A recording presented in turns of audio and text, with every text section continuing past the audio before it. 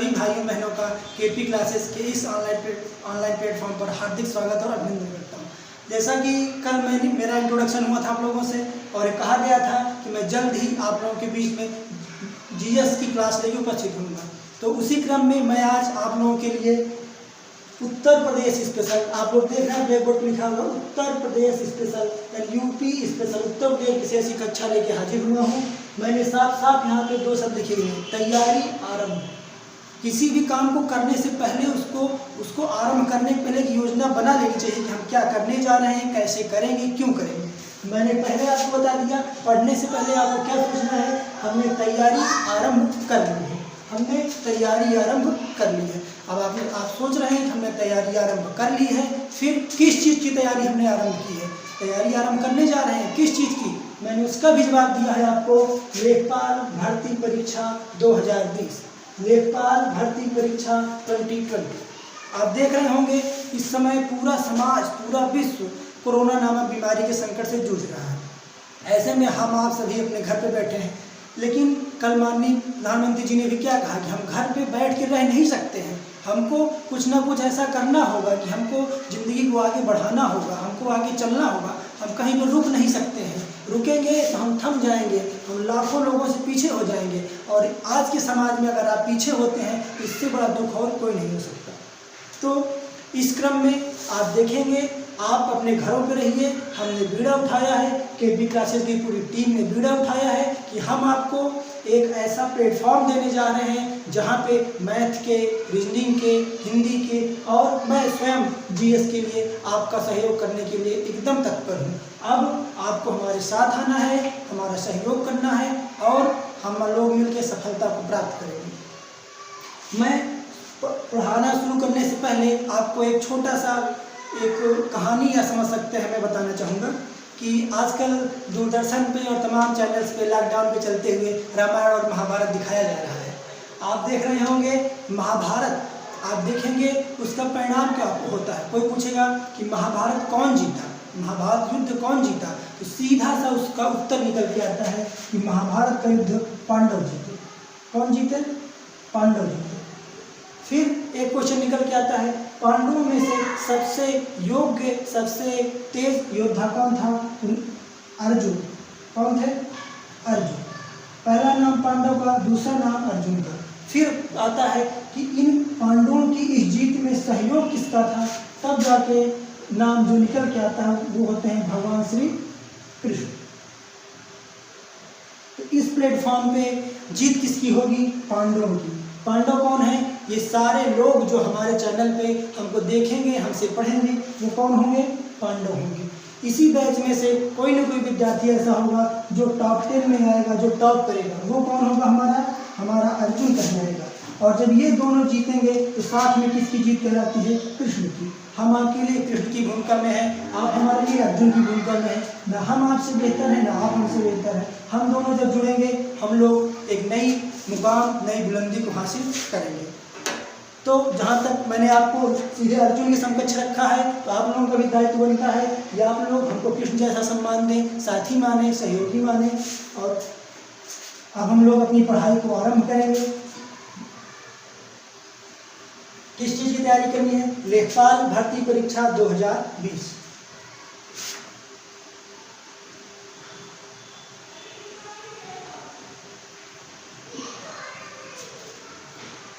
कमर कस लीजिए, आज से आपकी जीएस की कक्षाएं प्रारंभ हो रही हैं। जैसा कि ये वैकेंसी पिछले बहुत सारे सालों से हो रही है, इसमें ये देखा गया है, अभी तक का जो इसका सिलेबस रहा है उसमें देखा गया है कि हिंदी के क्वेश्चन आते हैं, हिंदी के क्वेश्चन आते हैं, गणित के क्वेश्चन आते हैं, गणित के प्रश्न आते हैं, इसी में रीजनिंग के भी क्वेश्चन रहते हैं, साथ में जीएस के क्वेश्चन आते हैं। और इसका सबसे मेन पार्ट जो होता है उसको बोलते हैं ग्रामीण परिवेश। ग्रामीण परिवेश। आप लोग जितनी भी परीक्षाएं देते होंगे, छोटी बड़ी सारी परीक्षाएं, आपने देखा होगा उसके सिलेबस में हिंदी आता है, उसके सिलेबस में गणित आता है, उसके सिलेबस में रीजनिंग आता है, उसके सिलेबस में जीएस आता है।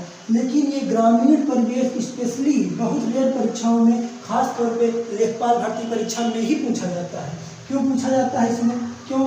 क्योंकि आप लेखपाल बनने जा रहे हैं, आप सरकार का जो संगठन है, जो उसके काम करने का तरीका है, उसकी एक कड़ी बनने जा रहे हैं। और आपको कहाँ काम करना है? गाँव में। कहाँ काम करना है आपको? गाँव में। और आपको वहाँ का क्या सुधारना है? परिवेश। इसलिए आपको पता होना चाहिए कि गांव का परिवेश कैसा है, गांव के लोग कैसे हैं, चकबंदी क्या होती है, राजस्व क्या होता है, इनका गठन कब हुआ, इनमें परिवर्तन कब हुए, इनके तहत क्या क्या काम आते हैं, लेखपाल के क्या अधिकार हैं, क्या वो कर सकता है। तो मैं आपको जीएस और ग्रामीण परिवेश पढ़ाने के लिए उपस्थित हुआ हूँ।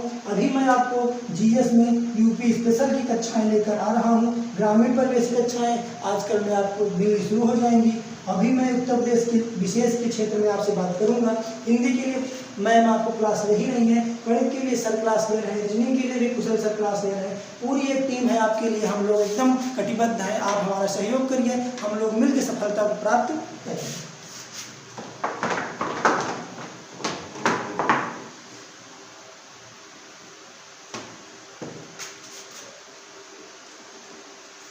बात हम लोग शुरू करते हैं। अपना सिलेबस जो हमको पढ़ना है उसका टॉपिक है उत्तर प्रदेश। उत्तर प्रदेश। आप कोई भी परीक्षा देने जाएंगे, सबसे छोटी परीक्षा अमीन की कहलाती है, सबसे बड़ी परीक्षा यूपी पीसीएस या आईएएस कहलाती है। आप जिस भी प्रदेश से आते हैं उसके क्वेश्चन उसमें हूबहू पूछे जाते हैं। आप इंटरव्यू फेस करने जाएंगे, जैसे आप कहेंगे हम उत्तर प्रदेश के हैं, 5 क्वेश्चन उत्तर प्रदेश से, अगला आदमी आपसे तुरंत पूछने लगता है। तो आपको अपने प्रदेश के बारे में पूरी और समुचित जानकारी होना बहुत आवश्यक है। सिर्फ सतही जानकारी आप रखेंगे, ऊपर से आप जानेंगे उत्तर प्रदेश है, राजधानी लखनऊ है, इसको हर कोई जानते हैं। लेकिन अगर आपको विशेष करना है, अब वो दौर चला गया परीक्षा का, जब छोटे छोटे क्वेश्चन आते थे। आप लोग सवाल पेपर उठा के देख सकते हैं, जो क्वेश्चन यूपी पीसीएस में पूछे जाते थे वो क्वेश्चन अब लेखपाल, अमीन और वीडियो की परीक्षाओं में पूछे जाने लगे हैं। तो आपको अपनी तैयारी को सुदृढ़ और बहुत ही मजबूत करना होगा, और इसके लिए आपके साथ हम लगे हैं, आपको हमारे साथ लगना होगा।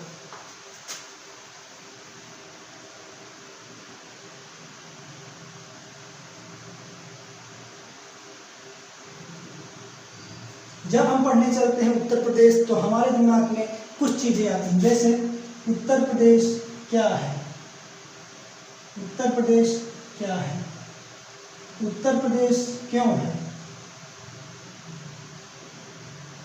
उत्तर प्रदेश कब से है, उत्तर प्रदेश कब से है। हम किसी भी बात को ग्राउंड लेवल से शुरू करेंगे और उसके एकदम सबसे ऊपरी तल तक पहुंचेंगे। पहला क्वेश्चन उत्तर प्रदेश क्या है, इसका सीधा साधा उत्तर हमको मिलता है उत्तर प्रदेश एक राज्य है। उत्तर प्रदेश एक राज्य है। किस देश का राज्य है? ये भारत देश का राज्य है। किस देश का राज्य है? भारत देश का राज्य है। उत्तर प्रदेश क्यों है, उत्तर प्रदेश कब से है, ये प्रश्न हमको ढूंढना है। इसके लिए हम आपको थोड़ा पीछे से ले चलेंगे, आप बातों से कनेक्ट हो पाएंगे तो आप बहुत अच्छे से समझ पाएंगे। अभी मैं आपको यहीं से बताना शुरू कर दूंगा कि इसका दक्षिणी जिला, इसका उत्तरी जिला, तो आपका दिमाग उसको इतनी आसानी से पकड़ नहीं पाएगा। मैं आपको उत्तर प्रदेश के जन्म से शुरू करता हूं और इसकी प्रौढ़ावस्था से लेकर के इसके एकदम ऊपरी सतह तक आपको ले चलता हूं। देखेंगे पहली बात क्या आती है, थोड़ा हम लोग पीछे चलते हैं। हमारा भारत देश दो समय अंतरालों में बटा हुआ है।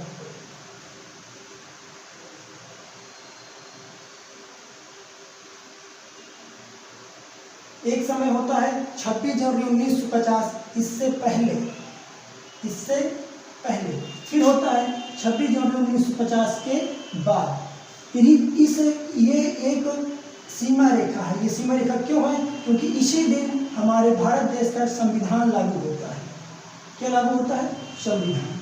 संविधान से क्या, जब हमको हमारा अपना संविधान हो गया तो हम कह सकते हैं हमारा अपना संविधान है, हमारा अपना देश है, हमारा अपना उत्तर प्रदेश है।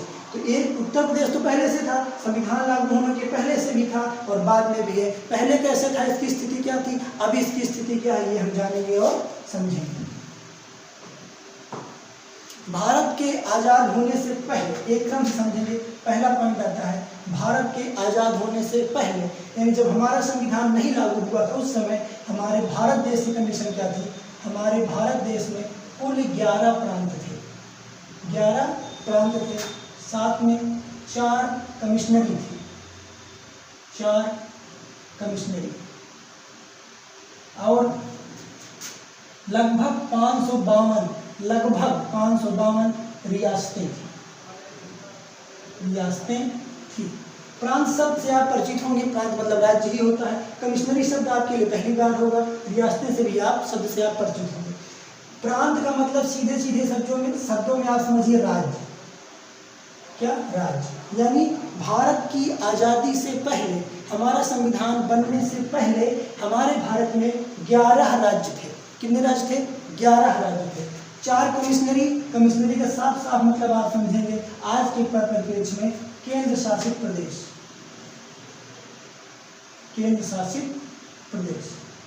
और ये रियासतें क्या थी? क्योंकि भारत उस समय लोकतंत्र नहीं था तो बहुत सारे राज्य रजवाड़े शासन करते थे, तो 552 रियासतें थी जिनका सारा का सारा अधिकार क्षेत्र उनके राजाओं के पास था। इनको राजा रजवाड़ा कहा जाता था। तो आप क्या बताएंगे? आज़ाद भारत के पहले, संविधान लागू होने के पहले भारत में 11 राज्य थे, 4 केंद्र शासित प्रदेश थे, इनको कमिश्नरी कहा जाता था, और 552 क्या थी? रियासतें। पहला फेज ये होता है। दूसरा, हमारा भारत देश आज़ाद हो जाता है। कब? 15 अगस्त 1947 को। संविधान हमारा पूर्ण रूप से लागू हो जाता है। कब? 26 जनवरी 1950 को। तो जब हमारा संविधान लागू होता है तो हमारे संविधान में राज्यों का, जितने राज्य हैं हमारे देश में, इनका बंटवारा किया गया। राज्यों की 4 श्रेणियां बना दी गई, का, खा, गा और घा। तो देखेंगे आज़ाद भारत में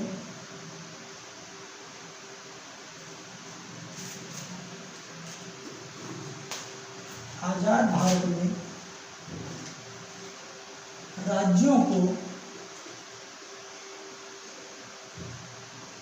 आज़ाद भारत में राज्यों को 4 श्रेणी में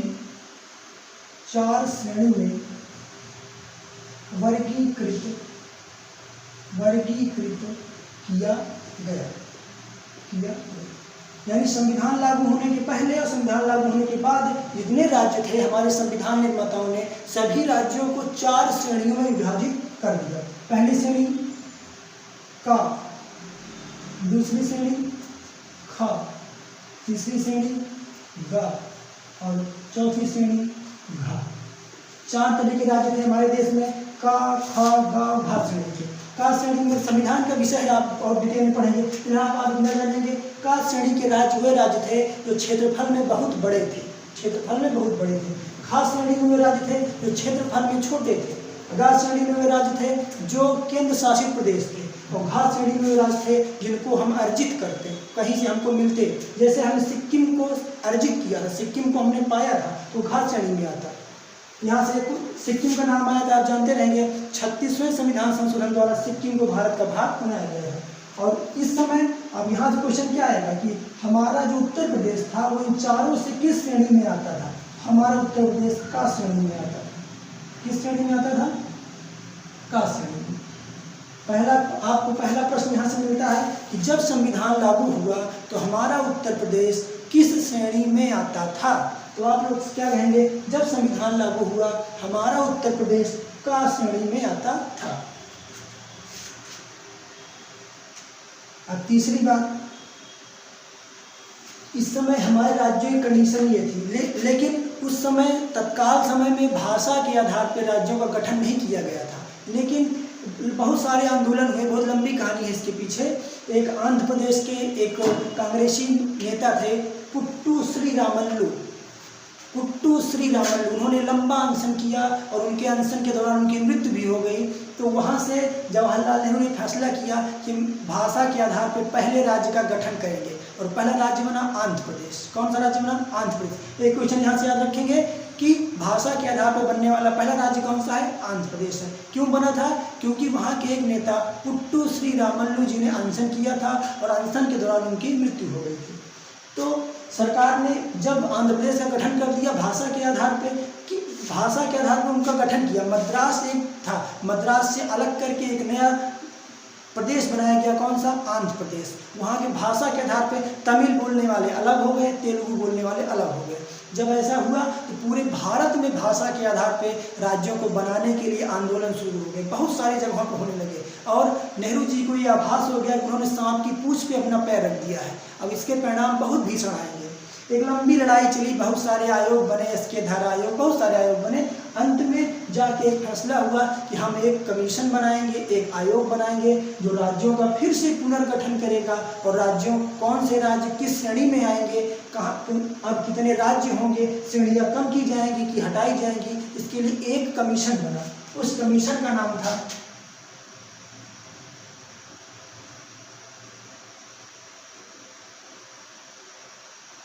फजल अली आयोग। क्या नाम था? फजल अली आयोग। कोई भी कमीशन जिस नाम से बनता है वो व्यक्ति उसका प्रमुख होता है, यानी कि इस कमीशन के अध्यक्ष या प्रमुख कौन थे? फजल अली। इसमें 2 सदस्य और थे इनके साथ में। पहले सदस्य का नाम था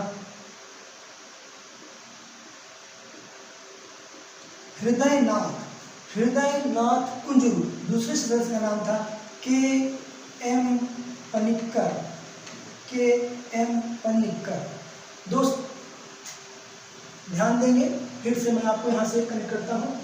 तीसरा चरण आया, देश में भाषा के आधार पर राज्यों का बंटवारा होने का चलन शुरू हुआ। तो सरकार ने एक आयोग बनाया, कौन सा? फजल अली आयोग। कितने सदस्य थे? 3 सदस्य थे। फजल अली इसके अध्यक्ष थे, हृदयनाथ कुंजरू इसके एक सदस्य थे, के.एम. पनिक्कर इसके दूसरे सदस्य थे। इस आयोग ने अपनी सिफारिशें सरकार को दी। सरकार ने संविधान में संशोधन किया और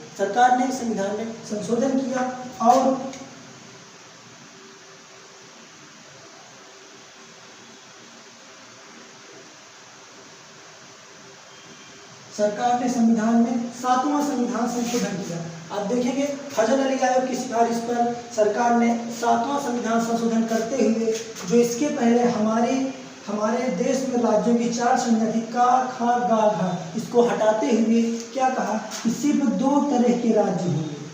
क्या होंगे? 2 तरह के राज्य होंगे। 2 तरह के राज्य होंगे। कौन कौन से?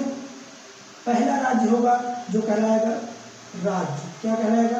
राज्य। और दूसरे क्या कहलाएंगे? केंद्र शासित प्रदेश। क्या कहलाएंगे? केंद्र शासित प्रदेश। ध्यान देंगे आप लोग।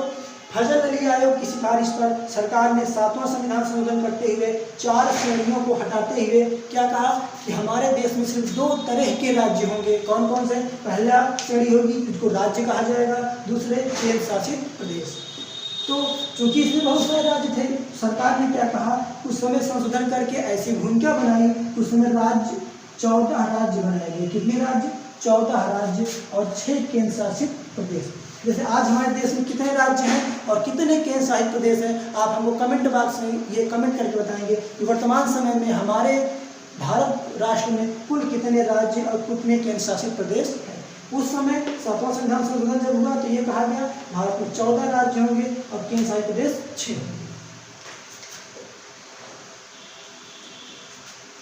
मैं आप लोगों को एक बार रिकेप करवाता हूँ।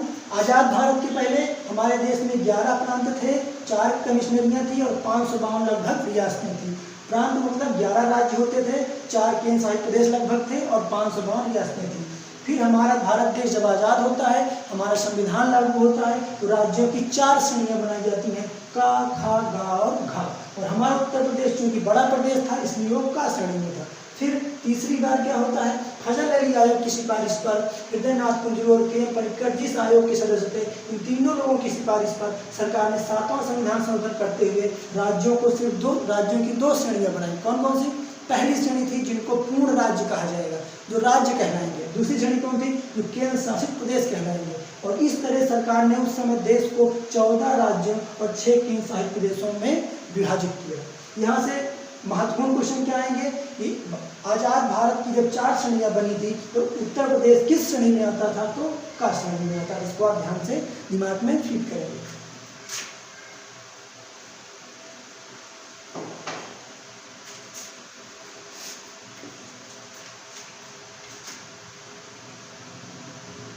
क्योंकि हम बात कर रहे हैं उत्तर प्रदेश के लिए, तो यहाँ से हम देश को छोड़ते हुए सीधे अपने उत्तर प्रदेश पे आते हैं। 7वां संविधान संशोधन हुआ, 14 राज्य थे। आज हमारे देश में राज्य बहुत सारे हैं, तो आप देखेंगे 14 से अगर 28 राज्य 29 राज्य केंद्रीय प्रदेश बनने की श्रेणी में आए हैं, तो एक लंबी प्रक्रिया चली है, बहुत सारे राज्य टूटे हैं, बहुत सारों का निर्माण हुआ है, वो हमारा विषय नहीं है। हम उत्तर प्रदेश के विषय में आएंगे। तो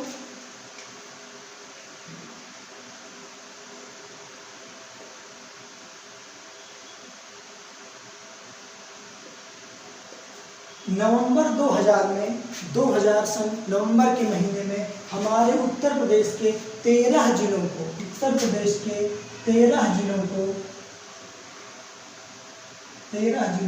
उत्तर प्रदेश से अलग करते हुए एक नया राज्य बनाया गया, जिसको क्या बोलते हैं?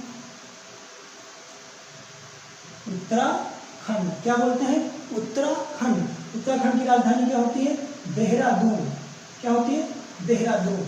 तो आप याद रखेंगे कि नवंबर 2000 में 13 जिलों को अलग करते हुए एक नया राज्य बना दिया गया, इसको क्या बोलते हैं? उत्तराखंड।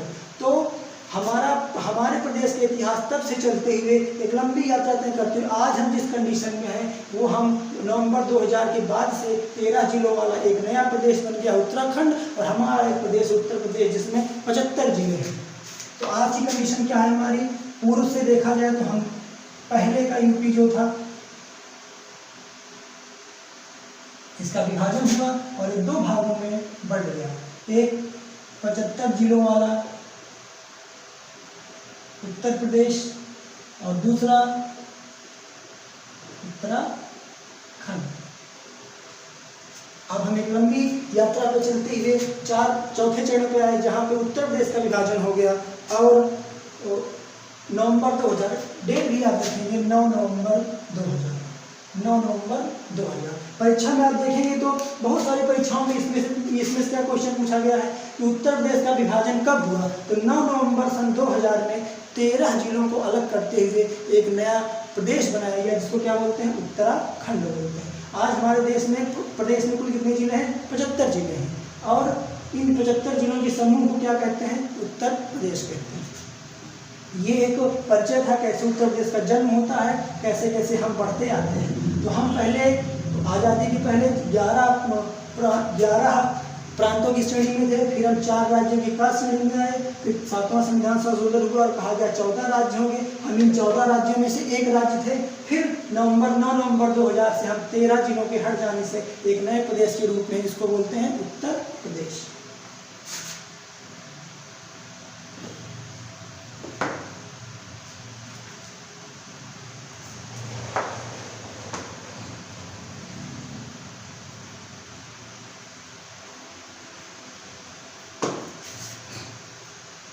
तो अगर आपसे कोई प्रश्न पूछता है कि उत्तर प्रदेश का कैसे विकास क्रम रहा, कैसे उत्तर प्रदेश आज जिस कंडीशन में है कैसे ये आया, आप उसको बता सकते हैं कि स्वतंत्र भारत के पहले हम 11 प्रांतों में से एक थे। आज़ाद भारत में हम भारत द्वारा बनाए गए 4 श्रेणियों की का श्रेणी में थे। फिर हम 14 राज्यों की श्रेणी में आए, और आज हम 75 जिलों वाले एक ऐसे प्रदेश के रूप में जिसको उत्तर प्रदेश कहा जाता है। अब आपको पता चल गया उत्तर प्रदेश क्या है। अब हम ये बताएंगे उत्तर प्रदेश कहाँ पे है, उत्तर प्रदेश कहाँ है। आप ध्यान देंगे, अगर आपने ग्लोब देखा होगा, विश्व मानचित्र देखा होगा, तो ये ग्लोब होता है और इस पे जो एकदम मध्य में रेखा होती है इसको बोलते हैं भूमध्य रेखा। भूमध्य रेखा, इसका एक नाम और है विषुवत रेखा। विषुवत रेखा, और एक जो इस तरह रेखा पाई जाती है उसको बोलते हैं देशांतर रेखा। क्या पाई जाती है? देशांतर रेखा। और इस भूमध्य रेखा के 23 डिग्री ऊपर, भूमध्य रेखा के 23 डिग्री ऊपर जो रेखा पाई जाती है, और भूमध्य रेखा के 23 डिग्री नीचे जो रेखा, 2 रेखाओं की कल्पना की गई है। इसमें से एक रेखा 0 डिग्री सेल्सियस यानी भूमध्य रेखा के उत्तर में है 23.5 डिग्री पर, और इस रेखा को कहते हैं कर्क रेखा। कर्क रेखा। और एक रेखा जो इसके दक्षिण में है इसको बोलते हैं नॉर्थ पोल, इसको बोलते हैं साउथ पोल। जो दक्षिण में है 23.5 डिग्री उसको बोलते हैं मकर रेखा। क्या बोलते हैं? मकर रेखा। उत्तर प्रदेश कहाँ पे है, इसमें से जानने से पहले हम जानेंगे भारत कहाँ पे है। तो हमारा ये जो कर्क रेखा है ये हमारे भारत के लगभग मध्य से, लगभग बीचों बीच से होके गुजरती है।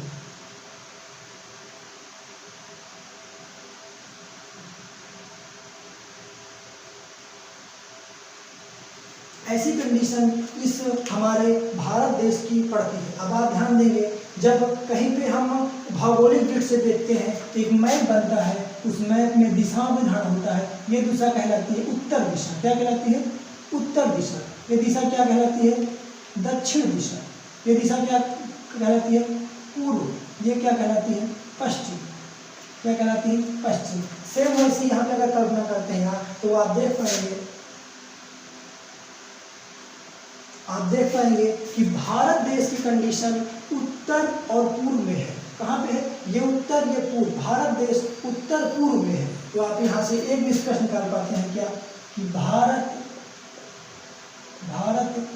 विश्व मानचित्र के उत्तर पूर्व में है। आप यहाँ से क्या निष्कर्ष निकालते हैं कि भारत विश्व मानचित्र के उत्तर पूर्व में है। अब ये क्वेश्चन आपसे पूछा नहीं जाएगा। आपका क्वेश्चन क्या है कि उत्तर प्रदेश विश्व मानचित्र के किस भाग में आता है। तो आप यहाँ से अपना दिमाग चलाएंगे और आप क्या देखेंगे कि जब मेरा देश भारत ही उत्तर पूर्व में है तो क्या इससे बाहर होगा उत्तर प्रदेश? नहीं। तो जब भारत ही उत्तर पूर्व में है तो उत्तर प्रदेश की स्थिति क्या होगी? उत्तर पूर्व में होगी। तो यहाँ से क्या निकल के आता है कि उत्तर प्रदेश ग्लोब के उत्तर पूर्व में स्थित है। उत्तर पूर्व में है। ये क्वेश्चन आप देखेंगे तो लोअर पीसीएस की परीक्षा में पूछा गया था कि उत्तर प्रदेश भौगोलिक रूप से ग्लोब की किस स्थिति में आता है, इसकी अवस्थिति क्या है। तो आप कहेंगे उत्तर प्रदेश उत्तर पूर्व में स्थित है। और कैसे स्थित है? क्योंकि पूरा भारत ही उत्तर पूर्व में स्थित है। तो क्या उत्तर प्रदेश से बाहर होगा? नहीं। उत्तर प्रदेश कहाँ स्थित है? उत्तर पूर्व में ही स्थित है।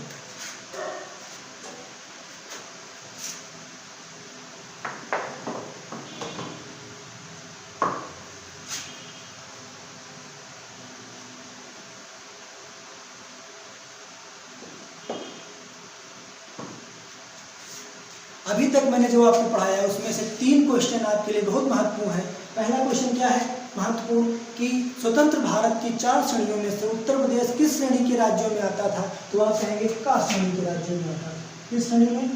का श्रेणी के राज्यों में। दूसरा क्वेश्चन जो महत्वपूर्ण है कि किस तिथि को, किस सन को भारत से उत्तराखंड को अलग किया गया। तो आप क्या कहेंगे? 9 नवंबर 2000 को उत्तर प्रदेश से उत्तराखंड को अलग किया गया। क्या कहेंगे आप? 9 नवंबर 2000 को उत्तर प्रदेश से उत्तराखंड को अलग किया गया। पहला क्वेश्चन। दूसरा और तीसरा क्वेश्चन क्या आता है? उत्तर प्रदेश की भौगोलिक मानचित्र में अवस्थिति क्या है। तो आप कहेंगे उत्तर प्रदेश उत्तर पूर्व में स्थित है। उत्तर प्रदेश उत्तर पूर्व में स्थित एक प्रदेश है।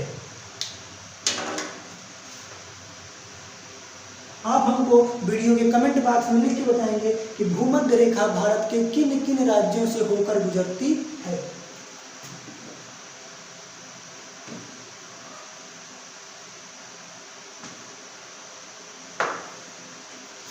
तो आपने ये जाना उत्तर प्रदेश का जन्म कैसे होता है, कैसे आज जिस स्वरूप में उत्तर प्रदेश है ये पहले कैसे था, कैसे एक लंबी चरण की प्रक्रिया पूरा करते हुए आज इस कंडीशन में, भविष्य में इसकी स्थिति और भी अच्छी हो सकती है और इसमें से कई जिले अलग भी हो सकते हैं, नया राज्य बन सकता है और जिले इसमें जोड़े जा सकते हैं, इसकी स्थिति बदल भी सकती है, सार्वभौम भी रह सकती है। फिर आपने ये देखा ग्लोब पर हमारा उत्तर प्रदेश किस अवस्थिति में है, कहाँ पे है। अब हम बेसिकली चर्चा करेंगे उत्तर प्रदेश की।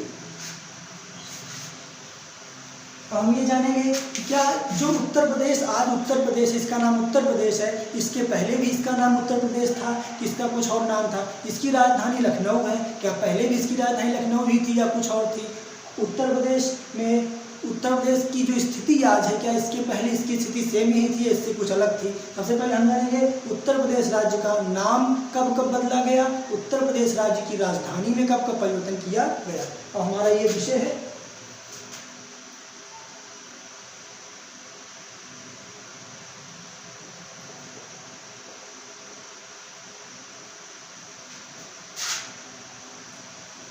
इसको हम दो भागों में बांटेंगे। पहला होगा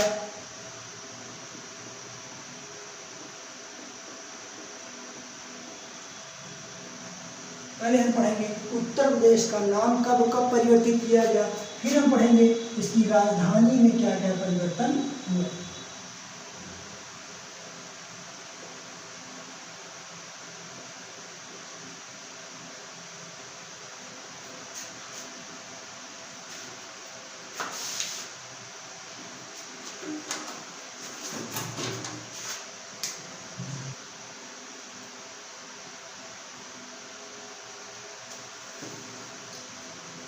पहले हम नाम ले आते हैं। नाम में हम क्या देखते हैं,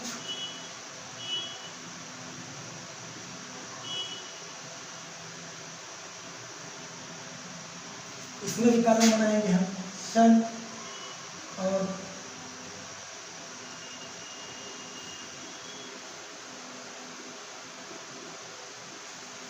हम देखेंगे किस सन में उत्तर प्रदेश का कौन सा नाम रखा गया। फिर हम पढ़ेंगे किस सन में उत्तर प्रदेश की राजधानी को क्या कहा गया। फिर समझेंगे हम पढ़ेंगे किस सन में उत्तर प्रदेश का क्या नाम रखा गया और किस सन में उसकी राजधानी का नाम परिवर्तन किया गया। पहला सन 1836। 1836 में कि पहले उत्तर प्रदेश का क्या नाम था, ये विवाद का विषय नहीं है। जो 1836 से इसके नाम के हमको प्रमाण मिलते हैं, हम जानेंगे 1836 से इसका नाम रखा गया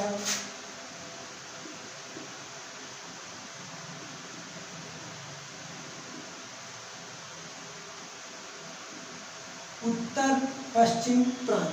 क्या रखा गया इसका नाम, उत्तर पश्चिम प्रांत। परीक्षा में सीधा क्वेश्चन आया है कि उत्तर पश्चिम प्रांत तो उत्तर प्रदेश का नाम कब पड़ा, आप कहेंगे 1836 में। यह आपसे क्वेश्चन आएगा 1836 में उत्तर प्रदेश का क्या नाम था, आप कहेंगे उत्तर पश्चिम प्रांत। दूसरा 1877।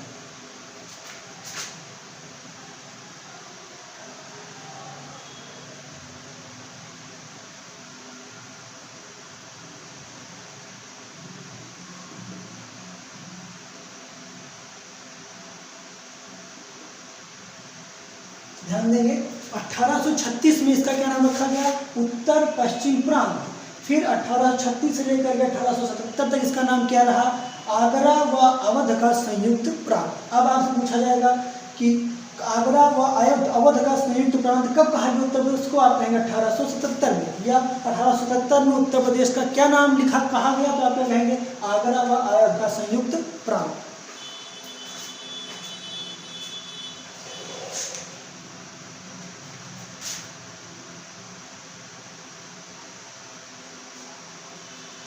अगला सन आता है 1937। क्या आता है 1937। 1937 में फिर नाम परिवर्तन किया गया प्रदेश का और इसका नाम रख दिया गया संयुक्त प्रांत। संयुक्त प्रांत याद रखेंगे 1937 में, और भारत की आजादी तक यही नाम चलता रहा संयुक्त प्रांत। फिर जो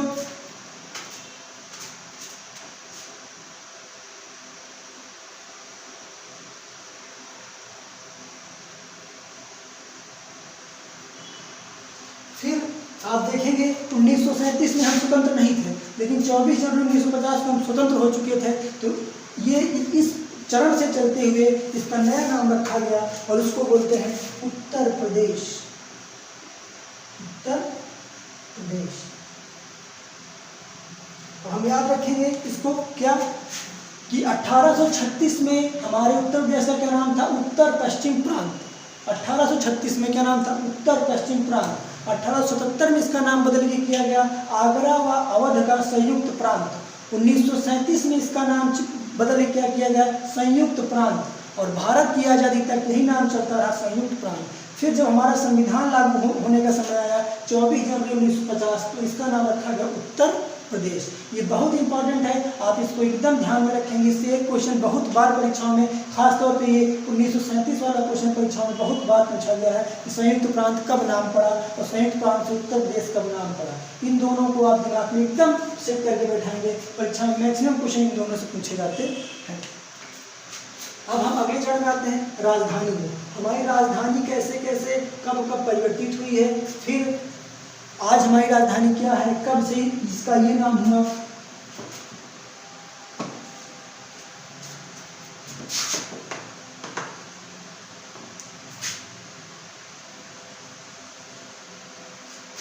जब हमारे प्रदेश का नाम उत्तर पश्चिम प्रांत किया गया था, कब, 1836 में, तभी इसकी इस उत्तर पश्चिम प्रांत की राजधानी बनाई गई थी क्या,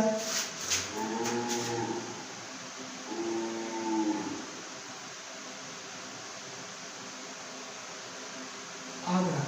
क्या बनाई गई थी, आगरा बनाई गई थी। आगरा क्यों बनाई गई थी, क्योंकि आप जब इतिहास पढ़ेंगे तो आप देख पाएंगे कि मुगलों के समय में और सल्तनत काल में आगरा बहुत ही संपन्न और बहुत ही सामरिक महत्व रखता था। आगरा जो था वो बहुत ही फेमस था, इसीलिए सबसे पहले उत्तर पश्चिम प्रांत की राजधानी 1836 में जब गठन हुआ राज्य का अगर नाम पड़ा उत्तर पश्चिम प्रांत, तो 1836 में इसकी राजधानी क्या बनाई गई, आगरा।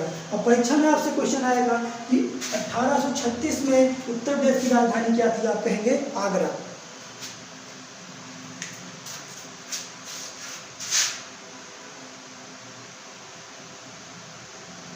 फिर आपने अगर इतिहास पढ़ा होगा तो आपको याद होगा कि 1857 में हमारे देश में क्रांति होती थी। 1857 में अंग्रेजों के खिलाफ एक क्रांति हुई थी। उस क्रांति के बहुत नेता थे। उन नेताओं ने पूरे देश को उबाल दिया था आज़ादी के लिए। तो उस दौर में जब 57 में क्रांति हुई, क्रांति असफल हो गई, हम लोग आज़ाद नहीं हो पाए। फिर अंग्रेजों ने क्या किया था, 1858 में उत्तर प्रदेश की राजधानी को फिर से परिवर्तित कर दिया और अब इसकी राजधानी हो गई इलाहाबाद। क्या हो गई, इलाहाबाद। इलाहाबाद हमेशा ही भारत की राजनीति का आधार रहा है। इसने हमेशा ही तय कर दिया है कि सत्ता किसके हाथ में होगी, देश किसके हाथ में होगा। तो उत्तर प्रदेश की राजधानी कब हुई, 1858। किस घटना के बाद हुई, 1857 क्रांति के बाद हुई। क्यों किया गया, क्योंकि इसके पहले उत्तर प्रदेश आगरा से डील होता था और आगरा जो था वो मुस्लिम शासक, क्योंकि वहाँ पे इसके पहले लंबा शासन किए हुए थे, तो वहाँ की रीति रिवाज, वहाँ के सब कुछ उन्हीं के अनुकूल था और अंग्रेज उसको उतना समझ नहीं पाते थे। उन्होंने राजधानी को चेंज करके क्या कर दिया था, इलाहाबाद। ध्यान दें कि इलाहाबाद कुछ समय के लिए भारत की भी राजधानी रहा था। जब 1857 की क्रांति चल रही थी, जब 1857 की क्रांति चल रही थी, जब अंग्रेजों के पांव दिल्ली से उखड़ चुके थे, सेना ने वहां पे कब्जा करके बहादुर शाह जफर को अपना राजा घोषित कर दिया था, बादशाह घोषित कर दिया था। तो कुछ समय के लिए अस्थायी राजधानी इलाहाबाद को बनाया गया था। और जब क्रांति को विफल कर दिया जाता है तो भारत की स्थिति क्या होगी आगे, महारानी का जो संदेश था वो भी इलाहाबाद में ही घोषित किया गया था। जमुना किनारे मिंटो पार्क नामक एक जगह है, कभी इलाहाबाद आप लोग जाने की जरूर देखें। इलाहाबाद के मिंटो पार्क में महारानी ने संबोधित करते हुए देश को एक आदेश पारित किया था। वो आदेश वहाँ पे लिखा हुआ है कि उन्होंने क्या कहा था कि आज से सत्ता मेरे हाथ में आती है। तो ध्यान देंगे, इलाहाबाद 1858 राजधानी बना। इलाहाबाद कुछ दिन तक भारत की भी राजधानी रहा था। कब रहा था, जब 1857 क्रांति चल रही थी तब।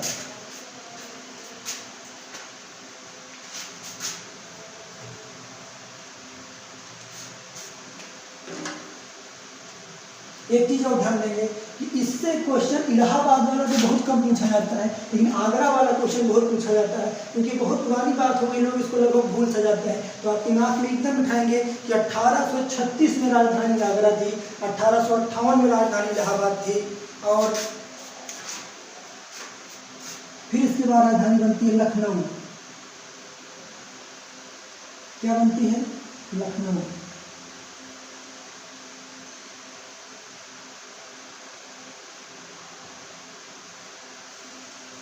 ध्यान देंगे, 1836 में उत्तर की राजधानी क्या बनाई गई, आगरा। 1858 राजधानी क्या बनाई गई, इलाहाबाद। फिर ध्यान देंगे 1921 में, कब, 1921 में हमारी राजधानी बनाई गई लखनऊ, लेकिन इसको अस्थायी रूप से बनाया गया था। किस रूप में, अस्थायी रूप में। अगर आप इलाहाबाद से परिचित होंगे तो आप देखेंगे इलाहाबाद में ही हाई कोर्ट है, इलाहाबाद में ही कमिश्नरी थी, सब कुछ इलाहाबाद में ही था।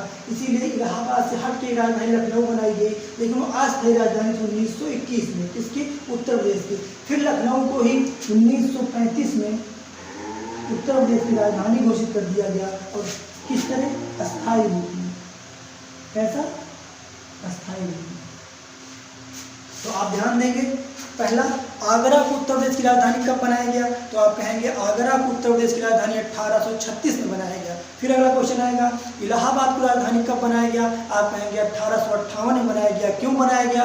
क्योंकि 1857 क्रांति की असफलता के बाद राजधानी बदलना आवश्यक हो गया था। फिर आप याद रखेंगे 1921 में लखनऊ को राजधानी बनाया गया, लेकिन किस रूप में? अस्थायी रूप में। फिर 1935 में लखनऊ को राजधानी बनाया गया अस्थायी रूप में। फिर आप देखेंगे नाम परिवर्तन में आएंगे, 1836 में इसका नाम रखा गया उत्तर पश्चिम प्रांत, 1877 में इसका नाम रखा गया आगरा व अवध का संयुक्त प्रांत, 1937 में इसका नाम रखा गया संयुक्त प्रांत, और 24 जनवरी 1950 में इसका नाम रखा गया उत्तर प्रदेश। अब मैंने आपको दो चीज़ें बता दी। क्या? पहली बात मैंने बताया उत्तर प्रदेश का जन्म कैसे हुआ, आज जिस स्वरूप में है ये कैसे बना। दूसरी बात हमने क्या पढ़ी कि उत्तर प्रदेश का राजधानी के नामों में कब परिवर्तन किया गया। और तीसरा हमने क्या पढ़ा कि उत्तर प्रदेश के नाम में कब कब और क्यों परिवर्तन किया गया। मैक्सिमम आप यही जानते होंगे कि उत्तर प्रदेश की राजधानी परिवर्तित की गई। हमने आपको बताया कि उत्तर प्रदेश की राजधानी क्यों परिवर्तित की गई, उत्तर प्रदेश का नाम चेंज हुआ, हमने आपको बताया क्यों चेंज हुआ। अब मैं आपको उत्तर प्रदेश का एक छोटा सा मैप बना के समझाता हूँ।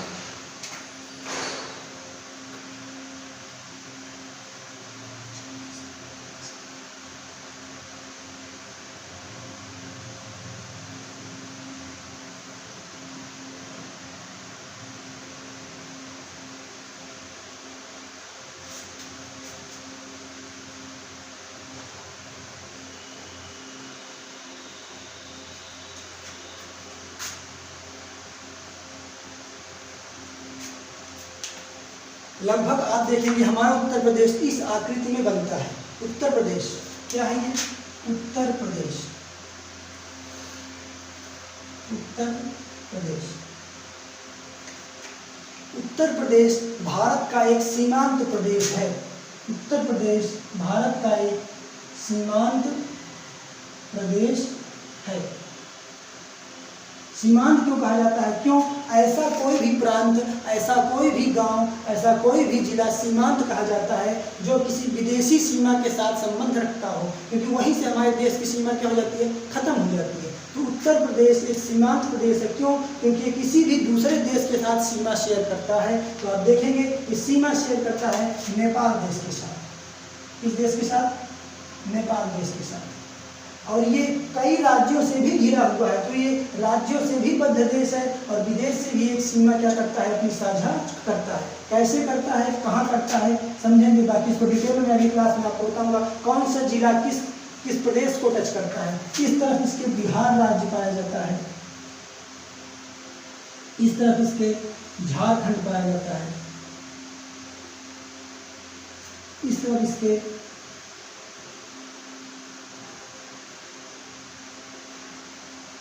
छत्तीसगढ़ पाया जाता है, इस तरफ इसके एमपी यानी मध्य प्रदेश पाया जाता है।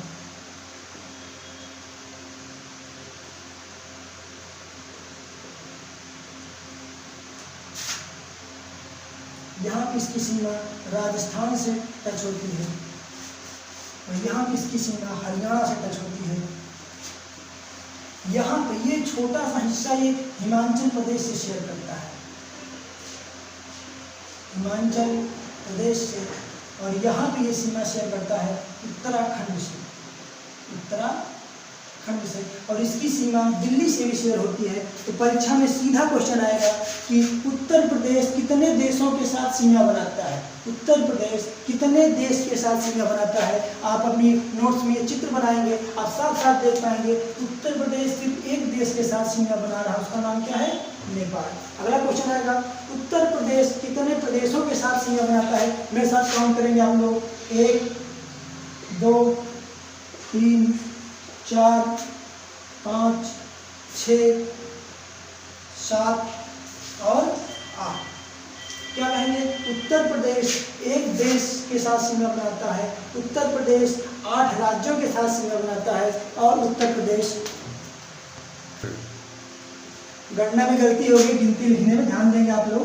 देखिए पहला जिला, कुल 8 जिलों से सीमांत प्रदेश, पहला राज्य बिहार, दूसरा झारखंड, तीसरा छत्तीसगढ़ चौथा मध्य प्रदेश, पाँचवां राजस्थान, छठवां हरियाणा, सातवां हिमाचल प्रदेश और आठवां उत्तराखंड। तो आप क्या कहेंगे, हमारा उत्तर प्रदेश एक देश के साथ सीमा बनाता है नेपाल, 8 राज्यों के साथ सीमा बनाता है, कौन कौन से, बिहार, झारखंड, छत्तीसगढ़, मध्य प्रदेश, राजस्थान, हरियाणा और हिमाचल प्रदेश, और एक केंद्र शासित प्रदेश के साथ सीमा बनाता है, इसको क्या बोलते हैं, दिल्ली। क्या बोलते हैं, दिल्ली। बगल में आप लोग लिखेंगे सीमा, 3 तरह की सीमा बनती है, देश के साथ, एक देश के साथ, राज्य के साथ, 8 राज्य के साथ और केंद्र शासित प्रदेश के साथ एक। कौन सा, दिल्ली। देश कौन सा, नेपाल। तो आप लोग याद रखेंगे, इस क्वेश्चन बहुत बार पूछा गए हैं कि भारत देश कितनी राज्य के साथ सीमा बनाता है, 8 राज्यों के साथ। कितने प्रदेश, तो कितने केंद्र शासित प्रदेश के साथ, तो एक दिल्ली। कितने देश के साथ, नेपाल। मुझको लगता है इतनी क्लास आज की पर्याप्त है। आप लोग इसका एक विधिवत नोट्स बनाइए, बाकायदा केपी क्लासेज यूट्यूब नोट्स के नाम से बनाइए, और मैं जो बता रहा हूँ आप उसको लिखिए। आगामी लेखपाल नहीं, जितनी भी परीक्षाएं होंगी सबके लिए आपके लिए यूजफुल रहेगा। कल मैं आपके सामने फिर आऊँगा, इसकी आगे की स्थिति, कौन कौन से जिले कहाँ पे हैं, कैसे हैं, किस तरह हैं, कब किस जिले का विभाजन किया गया, कैसे किया गया, कल फिर मैं आपके सामने उपस्थित होऊंगा। आप लोग लगे रहिए और पढ़ते रहिए, हम आपका साथ देते रहेंगे। आप हमारे चैनल को लाइक कीजिए, सब्सक्राइब कीजिए, दोस्तों को बताइए यहाँ पे क्लासेस चलना शुरू हो गई। धन्यवाद।